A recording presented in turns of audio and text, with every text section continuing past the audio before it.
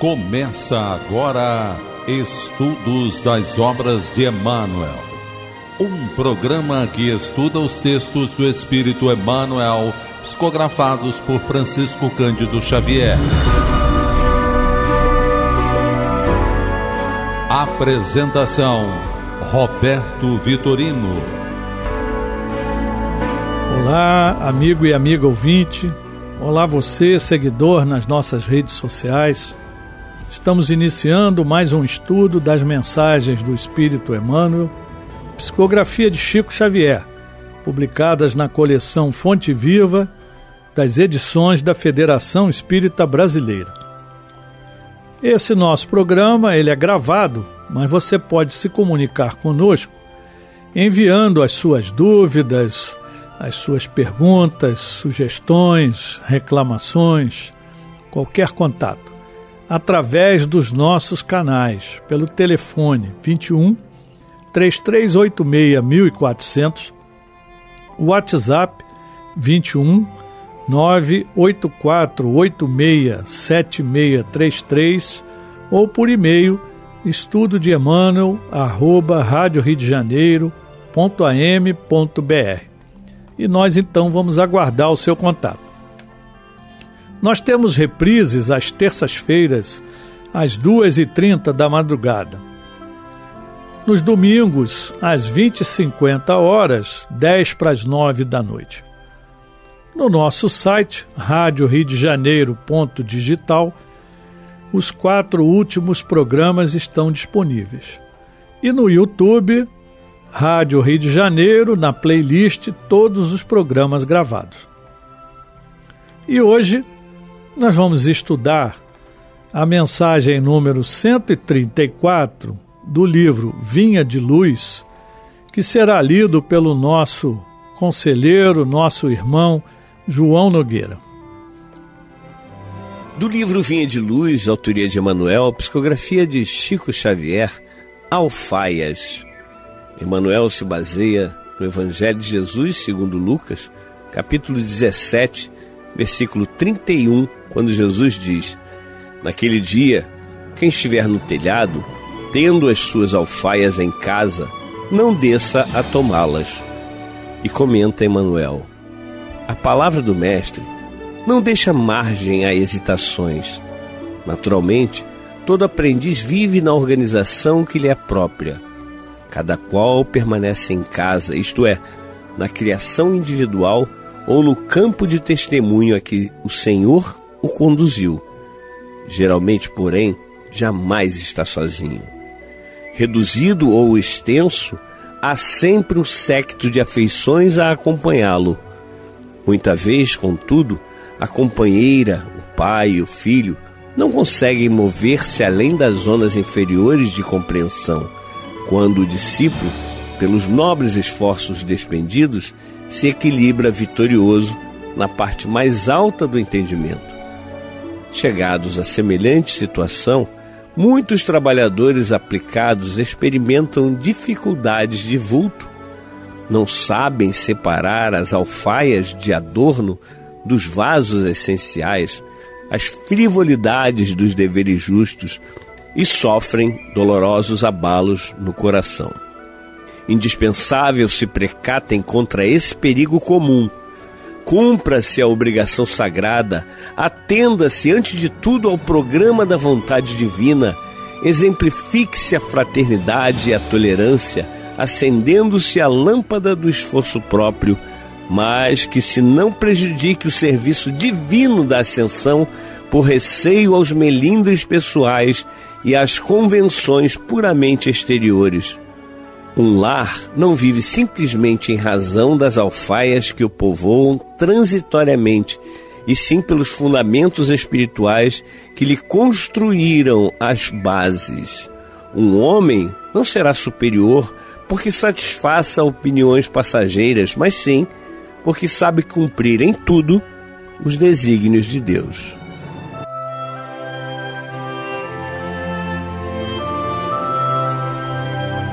Emmanuel sempre nos colocando desafios, para o entendimento. Essa palavra alfaias eu tive que buscar no dicionário, porque eu nunca tinha ouvido falar. E é interessante porque provavelmente você que está nos ouvindo, acredito que a maioria também não sabe o que é alfaias. E nós fomos descobrir que alfaia é qualquer móvel, qualquer utensílio utilizado numa casa, né, ou no campo. É um objeto utilizado como adorno, um enfeite, uma joia. E é também objetos sagrados utilizados nas cerimônias religiosas. Então é bem interessante que podemos caracterizar como alfaias as coisas materiais que nos cercam, que nos servem, mas que o Emmanuel justamente está nos alertando, né? E é interessante porque ele faz a referência ao Evangelho de Jesus, né, através de Lucas, e nesse capítulo 17 do Evangelho, nas palavras de Lucas, nós vamos entender que ele nos mostra ensinamentos sobre a fé, sobre a gratidão, a vinda do reino de Deus. Jesus adverte os discípulos, né, sobre os obstáculos e ofensas que encontrarão na vida e enfatiza a importância da fé para superá-los. Ele também ensina sobre o poder da gratidão e alerta contra os falsos profetas que enganam as pessoas sobre a vinda do reino. Finalmente, ele encoraja os discípulos a se prepararem para o retorno do Filho do Homem, lembrando-os de que o reino de Deus não é um local físico, mas está dentro deles, quer dizer, de cada um de nós. Então é bem interessante esse Evangelho segundo Lucas, porque ele nos narra aqui nesse capítulo várias passagens muito interessantes e que a gente vai rever aqui uma parte pelo menos, né? E num determinado momento, Jesus diz aos discípulos: é impossível que não venham escândalos, mas ai daquele por que vierem. Melhor lhe fora que lhe pusessem ao pescoço uma mó de atafona e fosse lançado ao mar, do que fazer tropeçar um desses pequenos. Então, essa pedra chamada mó, né, lá do moinho, ela é muito pesada. Então, o que ele diz, é melhor que a pessoa morra do que fazer tropeçar um destes pequenos, qualquer que sejam os nossos irmãos, que a gente seja instrumento de tropeço, que nós desviemos o nosso irmão do caminho do bem, a nossa responsabilidade ela é muito grande. E Jesus continua: olhai por vós mesmos, e se teu irmão pecar contra ti, repreende-o, e se ele se arrepender, perdoa-lhe. E se pecar contra ti 7 vezes no dia, e 7 vezes no dia vier ter contigo dizendo: arrependo-me, perdoa-lhe. Olha que interessante, quanto simbolismo aqui num pequeno trecho, né? Então, Jesus está nos alertando, e o 7 é um número simbólico para os judeus, quer dizer infinitas vezes. Então, se um irmão errar conosco muitas vezes, e todas as vezes ele se arrepender, nós devemos perdoar. E eu já vou mais além com os conhecimentos que nós hoje temos da doutrina cristã espírita. Quantas vezes ele errar conosco, mesmo que ele ainda não se arrependa, nós vamos perdoá-lo. E vamos orar por ele para que ele possa um dia reconhecer o erro e possa corrigir o seu erro. Mais adiante, Lucas registra, né? Disseram então os apóstolos ao Senhor: acrescenta-nos a fé. E disse o Senhor: se tivesseis fé como um grão de mostarda, dirias a esta montanha: desagarrai-te daqui e planta-te no mar, e ela vos obedeceria. Então essa passagem de Jesus ela é muito importante, e a nossa fé é do tamanho de um grão de mostarda, Se fosse, nós já conseguiríamos todas essas proezas, mas a nossa fé é muito menor do que um grão de mostarda. E não sei se conhecem, um grão de mostarda é do tamanho de uma cabecinha de alfinete, ele é muito pequenininho, mas depois dá uma planta enorme, muito saudável, né? Então, mais um alerta de Jesus para nós, né? E nessa viagem que Jesus estava fazendo com os apóstolos, né? Ele estava indo para Jerusalém, ele passou por Samaria, pela Galiléia, isso tudo é Lucas que está nos dizendo, né?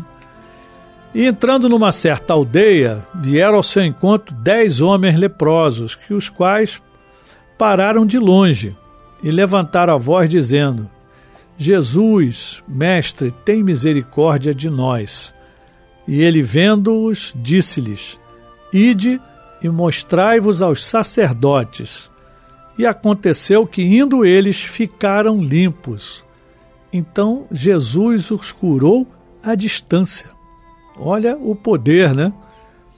E um deles, vendo que estava são, voltou glorificando a Deus em alta voz e caiu aos seus pés com o rosto em terra, dando-lhe graças, e este era samaritano. E o samaritano era mal visto, né? Entre os hebreus naquela época, né? Eram pessoas diferentes. E respondendo-lhe Jesus disse: Não foram 10 os limpos? E onde estão os 9? Não houve quem voltasse para dar glória a Deus, senão este estrangeiro? E disse-lhe: Levanta-te e vai, a tua fé te salvou. E aqui fica bem representado como nós, muitas vezes, somos ingratos ao nosso Mestre Jesus. Ele veio num sacrifício imenso, demonstrou tudo, nos ensinou tudo e só disse uma coisa: sigam os meus passos. Agora o que vale é a lei do amor. E a gente ainda continua com a lei mosaica do olho por olho, dente por dente, que tem que isso e tem que aquilo. A gente esqueceu que Jesus só ensinou amor. E voltando lá no início, quando ele disse: o irmão peca contra você, perdoa. Essa é a lei do amor. É o primeiro aprendizado que nós vamos ter. Respeitar aquele momento daquele irmão que errou. E de todos esses irmãos que tiveram a cura, só um retornou. Somos nós, os 9. A maioria de nós estaria entre os 9, porque Jesus nos mostrou o caminho, nos dá a orientação e muitas vezes a gente não sabe agradecer tudo que nós temos. Mais adiante, Lucas registra: interrogado pelos fariseus sobre quando havia de vir o reino de Deus, respondeu-lhes e disse: o reino de Deus não vem com aparência exterior. Nem dirão, ei-lo aqui ou ei-lo ali, porque eis que o reino de Deus está entre vós. E disse aos discípulos: dias virão em que desejareis ver um dos dias do Filho do Homem, e não os vereis. E dir-vos-ão, ei-lo aqui ou ei-lo ali, não vades nem os sigais. Porque como o relâmpago ilumina desde uma extremidade inferior do céu até a outra extremidade, assim será também o Filho do Homem no seu dia. Mas primeiro convém que ele padeça muito e seja reprovado por esta geração. Então é muito interessante, né, essa colocação de Jesus, porque ele diz: o reino de Deus não vem com aparência exterior. O reino de Deus está entre vós. Então, Jesus já veio, já nos mostrou. Nós só precisamos fazer agora a nossa parte. E muitas pessoas ainda estão procurando Jesus em tudo que é lugar. Ainda não o encontraram. E aparecem pessoas que querem mostrar Jesus. Então, os falsos profetas, tem muitos por aí. Nos dias de hoje, então, com os recursos da internet, nós temos que ter um filtro muito grande, porque tem irmãos falando coisas em nome do espiritismo, em nome do cristianismo, e estão fazendo previsões com coisas verdadeiramente absurdas. É só a gente prestar atenção, ver a essência do que está sendo dito e se isso é essencial ou não para nós. Tem muita informação ali que esses irmãos não dão prova de nada, simplesmente falam. Então fala do que pensa, do que acha, muitas vezes até mal influenciado, né? E acabam passando informações falsas, as chamadas fake news hoje, né? Está cheio de falso profeta e a gente deve ter muito cuidado e orientar aqueles que estão ao nosso redor para não cair nessas armadilhas, porque o que não falta hoje é falso profeta. Então cuidado, Jesus nos alertou, né? Vigiai e orai. Primeiro vigia. Nós temos que ser, de certa forma, alertas, né? Para que a gente não caia nas armadilhas, né? E Jesus continua dizendo, conforme Lucas nos traduz aqui: e como aconteceu nos dias de Noé, assim será também nos dias do Filho do Homem. Comiam, bebiam, casavam e davam-se em casamento, até ao dia em que Noé entrou na arca e veio o dilúvio e os consumiu a todos. Como também, da mesma maneira, aconteceu nos dias de Ló. Comiam, bebiam, compravam, vendiam, plantavam e edificavam. Mas no dia em que Ló saiu de Sodoma, choveu do céu fogo e enxofre, e os consumiu a todos. Assim será no dia em que o Filho do Homem se há de manifestar. Então, vai chegar uma hora que nós vamos ter a prova.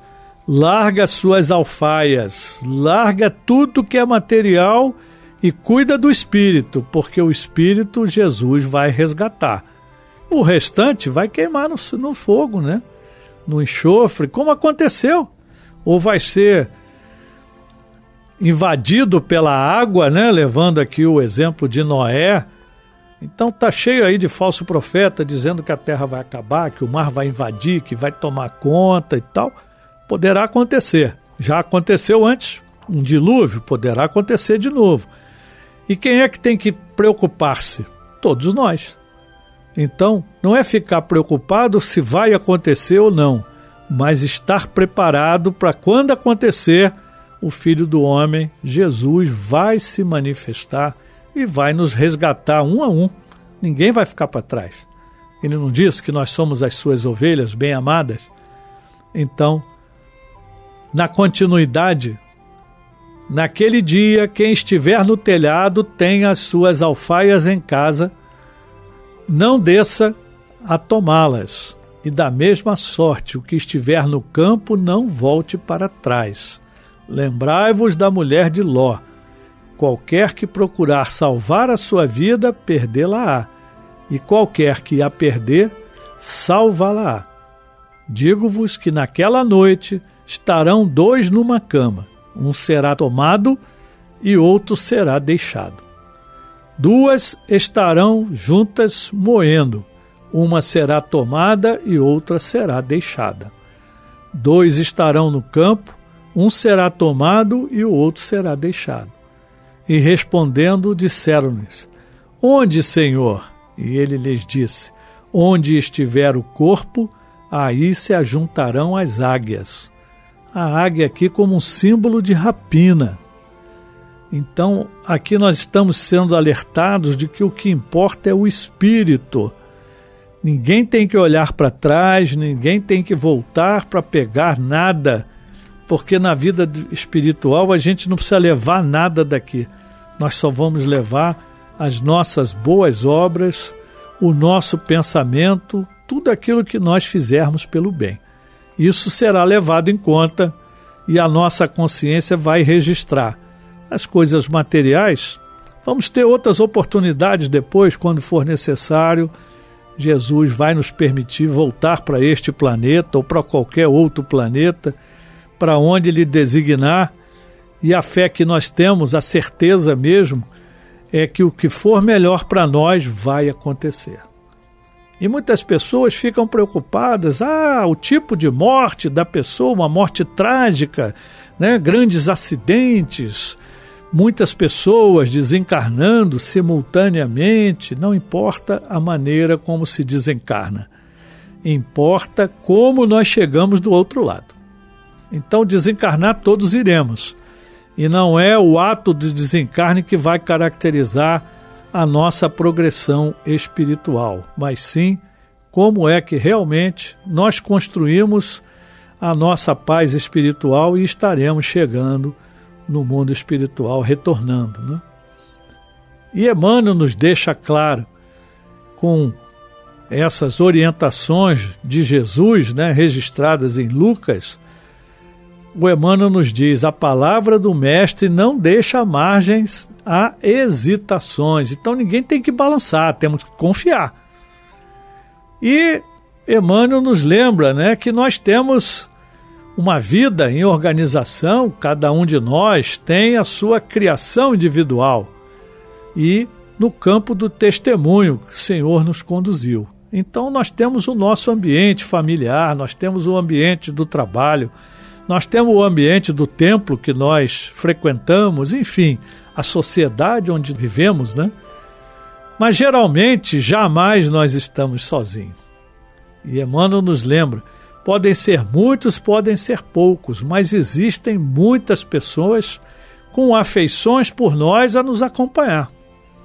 E muitas vezes é a nossa companheira, o nosso companheiro, o nosso pai, o nosso filho, aqueles que estão mais próximos de nós, estão se movendo nas zonas inferiores da compreensão. Não conseguem acompanhar o Evangelho de Jesus, não conseguem se transformar, não conseguem se modificar. E aí nós, como discípulos, e me permita incluir todos nós, estamos tentando, nesse nobre esforço, né, nós podemos nos equilibrar, ainda assim. Mas onde? Na parte mais alta do entendimento. Nós já sabemos, então nós temos a obrigação de nos mantermos equilibrados, né? E as dificuldades, elas virão. As cruzes vão vir para nós carregarmos. O nosso testemunho será importante. E aí o Emmanuel nos lembra, não sabem separar as alfaias de adorno dos vasos essenciais. Então, quem vai para uma viagem só leva aquilo que importa naquele local para onde vai viajar. Então não adianta a gente ficar preso às coisas materiais, às nossas vaidades, aos nossos adornos, né?